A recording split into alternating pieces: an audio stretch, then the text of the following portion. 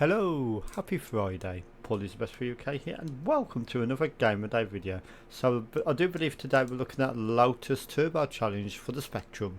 I've got the 128 Toast Rack model emulated at the minute. I've actually got one of them physically as well, which is quite nice.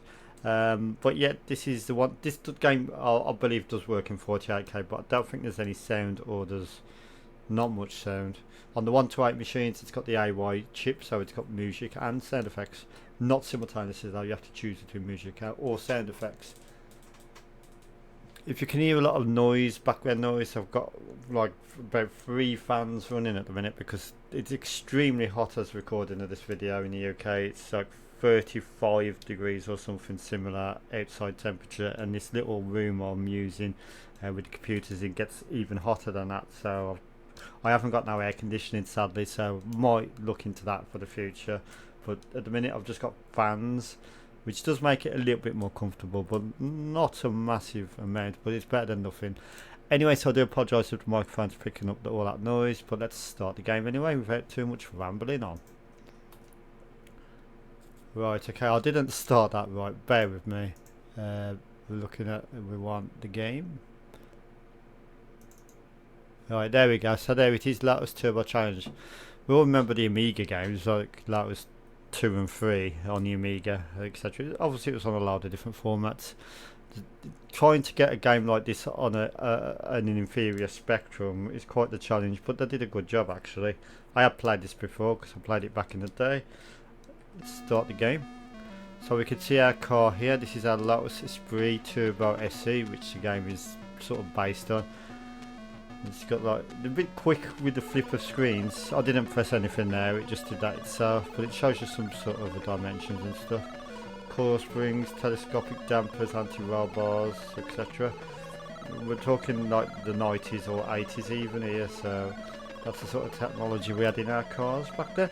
So let's have, and that was our IN car as well. So let's have a look at our game options here. Now it does say at the very bottom of the screen, which put me off a little bit, it says start the game, press fire. If you press fire, it doesn't do anything. There's a reason for that. But first, let's go for the music. Tune 1, tune 2. So obviously this is the AY128K enhanced version, so you can choose a different selection of songs. That's tune 3. So yeah, I'll go for tune 1, I think that one's my favourite. So you can choose all your controls and stuff, and this is a 2-player split game, believe it or not, even on the Spectrum. So when I said earlier that it says press fire, it looks a bit, I don't know, a bit like it's not apparent. You have to be highlighted on start the game, then you can press fire. If you press fire anywhere else, like any other option, it doesn't do anything. But if you highlight it, then you can press fire. So just a bit of game information. On to Italy now. We've got race number 1 of 7. I'm not going to be able to get through many races on this video. Verona, North Italy. Course record, record holder, lap distance, course long curves, not roadside rocks. So our qualifier is finish 8 or better. Wow, how many cars are in this race? Right, just like the Amiga version, the bottom half of the screen is just wasted with the mechanic screen, unless you're playing 2-player. But yeah, they've done an impressive job of getting a Spectrum running this. It's even got all the hills and stuff, and it plays really smoothly actually, considering the limitations. I haven't actually tried it in 2-player mode. I don't believe there's an AI computer. I might be wrong, but I think you have to have a physical of a human being to play 2-player mode. But I'm guessing it runs maybe a little bit slower. But yeah, we haven't got the full screen 1-player mode of Lotus Turbo 2, for example. We're not going to get that on Spectrum. We don't even get that on the Amiga first game. So yeah, but yeah, they've done a good job. I think back in the day, if your friend was lucky enough to have an Amiga and you had the Spectrum, and you just been at your mate's house playing the Amiga version of Lotus 1, I think if you found this, you would have been quite happy to sort of continue your gameplay at home.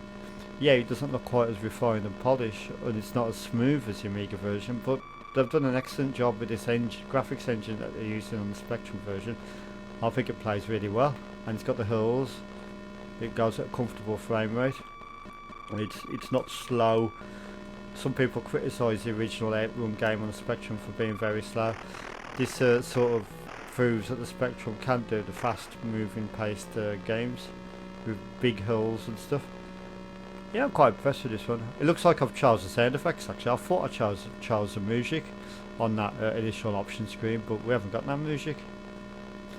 That's one thing about the game. I think that applies to all versions actually. You have to have music or sound effects. I don't believe you can have simultaneous music and sound effects. I'm position 7th as it says. Oh, that's good. I think I'm in second. Yeah, I'm in 5th gear it says there. I've got manual gears on. No, I haven't. I've got automatic gears, sorry. You got your fuel there, your revs per minute there as well. As it currently stands, if I don't get too far behind, I'll qualify. Oh, that bloody roadhog has just overtook me.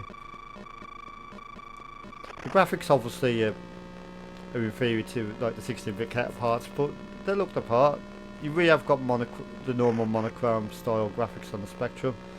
A lot of games were like that on the Spectrum, even though the Spectrum was actually a sort of marketed as a colour machine with its rainbow. I think it was mainly because to try and help with colour clash. But yeah, this isn't a bad game actually, and if you can play 2 players on it as well, that's even better and quite impressive for the limitations of the system. Are we going to get to the end of that final lap soon? I want to see if I qualify. I'm still hanging on at 7th. If someone overtakes me, actually I think you can actually qualify at 8th. Don't know where all the other cars have gone. They're probably miles ahead. Oh, there's another one talking level. Oh, you fuck. Remember to slow down on the corners on this game. Don't just boot it round everywhere, or you're just going to crash into the fences. But it looks like, see the flags there on the middle screen? Looks like some of the other guys are going through the pole position there. That indicator means that they're just crossing the line there.